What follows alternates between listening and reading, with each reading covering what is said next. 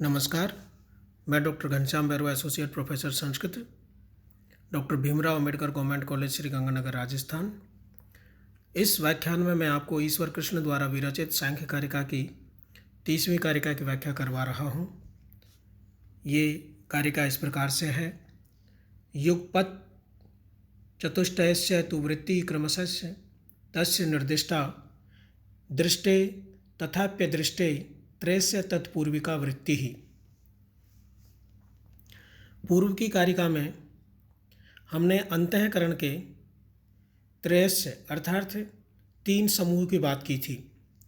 वो 3 समूह यहाँ पर भी है।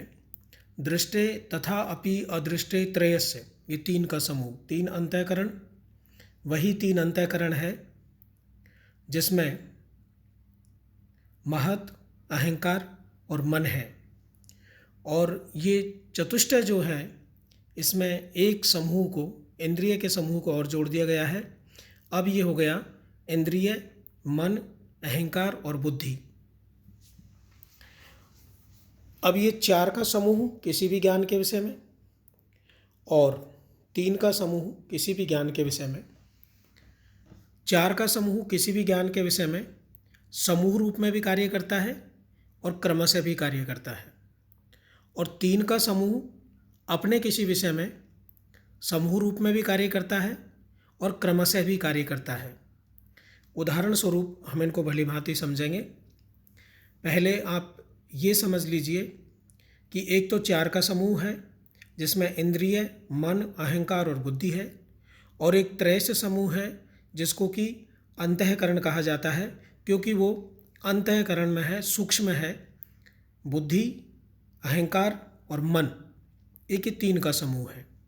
तो जितने भी दृष्ट पदार्थ हैं, जितने भी दृष्ट विषय हैं, जिन विषयों को देखा जा सकता है, उन विषयों के ज्ञान के लिए तो हमको चतुष्टयस्य अर्थात इस 4 के समूह की, इन 4 प्रकार के कारणों को हमको वहाँ पे कार्य में लेना पड़ेगा। और जो विषय प्रत्यक्ष नहीं है, जो विषय परोक्ष है, जो विषय अप्रत्यक्ष है, उनके ज्ञान के लिए हमको केवल अंतःकरण की अर्थात मन, अहंकार और बुद्धि को कार्य में लेना पड़ेगा।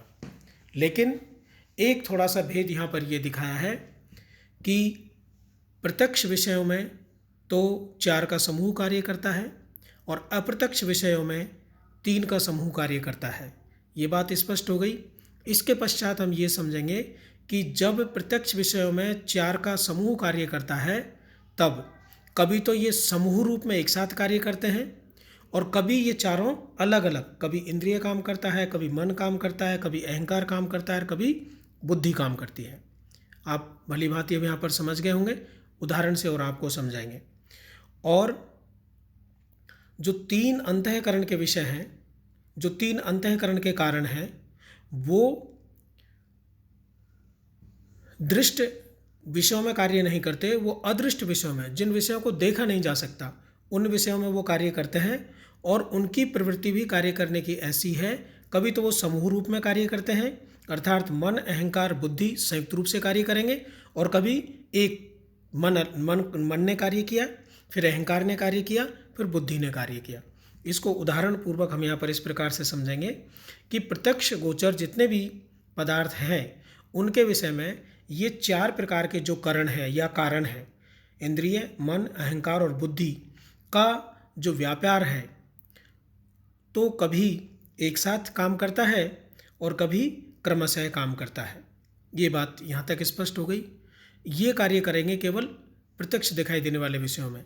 लेकिन जो विषय प्रत्यक्ष दिखाई नहीं देते और अप्रत्यक्ष है, उनमें इंद्रिय कार्य नहीं कर सकते, इसलिए इंद्रिय को इस 4 के समूह में से निकाल करके 3 अंतःकरण बचा लेंगे, जिसमें मन, अहंकार और बुद्धि है। और उस मन, अहंकार और बुद्धि विषय बनाता है उन पदार्थों को जो कि अप्रत्यक्ष है, और उनमें भी कभी तो वो संयुक्त रूप से कार्य करते हैं और कभी वो क्रमशः यानी अलग अलग रूप में कार्य करते हैं। और वो जो कार्य करते हैं वो प्रत्यक्ष पूर्वक होता है अर्थात दिखाई भी देता है। तो देखिए किस प्रकार से इसके उदाहरण है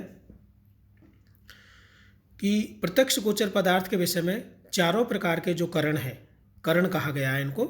और साधकतमम करणम, साधनम जो सर्वश्रेष्ठ कारण है उसको करण कहते हैं। और वह करण है इंद्रिय, मन, अहंकार और बुद्धि। प्रत्यक्ष विषय जितने भी आपको दिखाई दे रहे हैं संसार में, इस जगत में, उनके ज्ञान के लिए हम इन चारों को काम में लेते हैं। इंद्रिय, मन, अहंकार और बुद्धि, इस समूह को काम में लेते हैं। कभी एक साथ अपना कार्य करते हैं, जैसे अब उदाहरण देकर के समझ लिए एक साथ इन्होंने कैसे कार्य किया। सर्प दिखाई दिया और सर्प को दिखाई देने पर चक्षुन्द्रिय ने ये बताया कि ये सर्प है, और उसके साथ ही मन, अहंकार और बुद्धि, ये अंतःकरण भी अपना क्रमशः संकल्प, अभिमान एवं अध्यवसाय का कार्य करते हैं, और इसके फलस्वरूप व्यक्ति तुरंत ही उस सर्प के समीप से हट जाता है।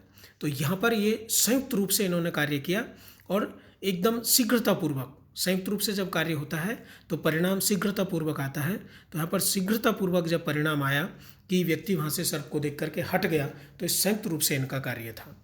अब ये कब क्रमशः कब ये कार्य करते हैं उसको देखेंगे।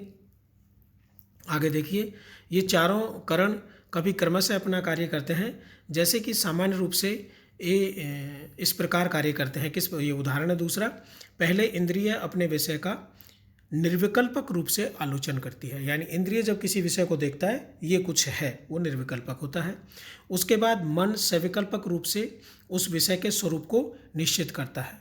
मन सविकल्पक रूप से देखता है कि ये देवदत्त नाम का कोई व्यक्ति है, और तत्पश्चात अहंकार उस विषय के साथ अपना संबंध स्थापित करते हुए अभिमान करता है कि मैं इसको जानता हूँ, ये देवदत्त नाम का व्यक्ति है और ब्राह्मण इसकी जाति है। इस प्रकार का जो अभिमान है वो कौन करता है?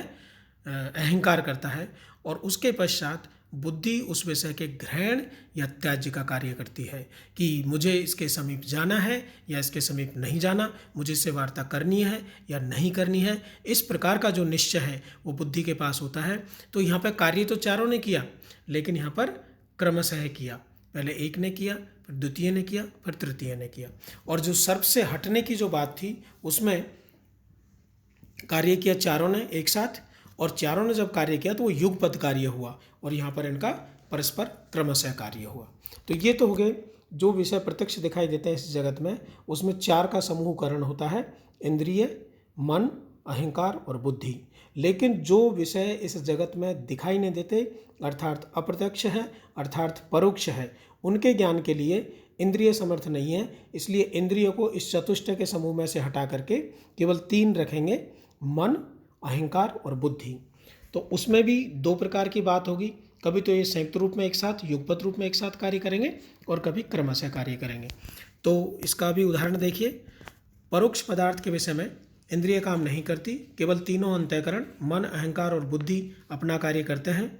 और यह बात अवश्य है कि परोक्ष पदार्थ के विषय में भी इन अंतःकरणों की तभी प्रवृत्ति होती है जब उस पदार्थ के तत्समान किसी पदार्थ का ये प्रत्यक्ष अनुभव पूर्व में कर चुके हो। ये एक विशेष बात है जो ध्यान रखने वाली बात है कि ऐसा कोई अप्रत्यक्ष विषय जिसको इन्होंने कभी पूर्व में अनुभूति नहीं किया, मन, बुद्धि और अहंकार ने, तो फिर इनको भी ये ज्ञान नहीं होगा। तो उसके लिए ये नियम बनाया है कि परोक्ष पदार्थ के विषय में भी इन अंतःकरणों की प्रवृत्ति तभी होगी जबकि उस पदार्थ या तत्समान किसी भी पदार्थ का प्रत्यक्ष में अनुभव पूर्व में हो चुका होता है।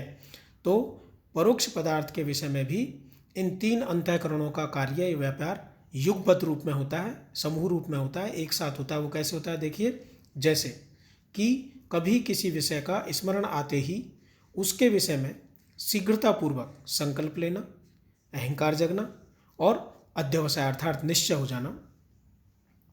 तो ये युगपत रूप में इन्होंने कार्य किया। और कभी इनका कार्य क्रम से होता है, क्रमशः होता है, पहले एक कार्य करता है, फिर दूसरा करता है, फिर तीसरा करता है। जैसे कि प्राय इस रूप में हुआ ही करता है कि किसी भी परोक्ष पदार्थ के विषय में धीरे धीरे चिंतन किया जाता है और तब अंत में किसी अध्यवसाय या निश्चय तक पहुंचा जाता है। तो ये इस प्रकार के जो क्रम से कार्य हुआ मन, बुद्धि और अहंकार के द्वारा, ये क्रम से कार्य होता है। और युगपत रूप में किसी वस्तु को देखा और देखते ही उसका ज्ञान हुआ, मन ने संकल्प लिया और बुद्धि ने निर्णय लिया। इस प्रकार से युगपत रूप में कार्य हुआ और धीरे धीरे चिंतन करते करते किसी विषय पर लंबे समय में जाकर के निश्चय किया जाए कि ये कार्य करना है या नहीं करना है। इस प्रकार का जो कार्य होता है वो इनका क्रमशः होता है, इन तीनों अंतःकरणों का। अब यहाँ पर आप भली भांति समझ गए हैं, फिर भी थोड़ा सा विस्तार से और बता देता हूँ कि 4 प्रकार के करणों के असाधारण व्यापारों के क्रम में एक साथ होने को प्रकार सहित युगपत आदि के रूप में ग्रंथकार कहते हैं। प्रत्यक्ष गोचर पदार्थ के विषय में एक साथ व्यापार भी होता है। जैसे जब सघन अंधकार में बिजली के चमकने की कोई व्यक्ति बाघ के सामने अत्यंत समीप देखता है, तब उसके आलोचन, संकल्प, अभिमान एवं मध्यवसाय रूप व्यापार एक साथ हो जाते हैं। ये दूसरा उदाहरण दिया, पहले सर्प का दिया था और ये दूसरा जो है बाघ का दिया है, जिससे वह उस बाघ से दूर हट जाता है। ये हो गया। और प्रत्यक्ष गोचर पदार्थ के विषय में एक दूसरा, जहाँ पर एक क्रम से काम करते हैं। जैसे मंद प्रकाश में कोई व्यक्ति पहले केवल वस्तु का निर्विकल्पक रूप में देखता है और संवेदन प्राप्त करता है, तत्पश्चात एकाग्रचित्त होकर यह निश्चय करता है कि यह तो बाणयुक्त एवं सनसनाते हुए धनुष को मंडलाकार रूप में कान तक ताने हुए अत्यंत क्रूर लुटेरा है। तत्पश्चात वह यह मानता है कि यह मेरी ओर ही आ रहा है। इसके बाद वह निश्चय करता है कि मुझे इस स्थान से हट जाना चाहिए। ये इनका क्रमशः है, इन चारों का क्रमशः उदाहरण है। और पहले बाघ वाला जो था वो युगपत उदाहरण था। उसी प्रकार से जो विषय दिखाई नहीं देते उनके विषय में अंतःकरण अर्थात मन, बुद्धि और अहंकार पहले संयुक्त रूप में काम करेंगे और तत्पश्चात क्रम रूप में काम करेंगे, क्रमशः काम करेंगे। तो परोक्ष पदार्थ के विषय में तीनों अंतःकरण मन, अहंकार एवं बुद्धि का बाह्य इंद्रिय के बिना ही व्यापार बताते हैं, क्योंकि वो बाह्य इंद्रिय उसमें होती नहीं है। परोक्ष पदार्थ के विषय में 3 अंतःकरणों का प्रत्यक्ष पूर्वक व्यापार होता है, अर्थात तीनों अंतःकरणों का एक साथ और क्रम से प्रत्यक्ष पूर्वक व्यापार होता है।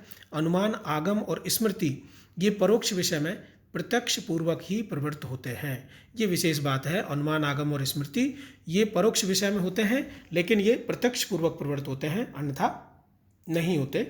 तथाप्य दृष्टि में पदों का अन्वय यथा दृष्टे तथा अपि अदृष्टे के रूप में करना चाहिए, जिसका तात्पर्य होगा कि जिस प्रकार प्रत्यक्ष गोचर पदार्थ के विषय में 4 करणों का व्यापार एक साथ और क्रम से होता है, उसी प्रकार परोक्ष पदार्थ के विषय में भी तीनों अंतःकरणों का व्यापार एक साथ होता है और क्रम से होता है, और वो प्रत्यक्ष परक होता है या प्रत्यक्ष पूर्वक होता है। अर्थात पहले उस जैसी किसी वस्तु का इन तीनों ने, मन, बुद्धि और अहंकार ने प्रत्यक्षीकरण कर लिया हो, उसके बाद ही उनका यहाँ पर ज्ञान होता है।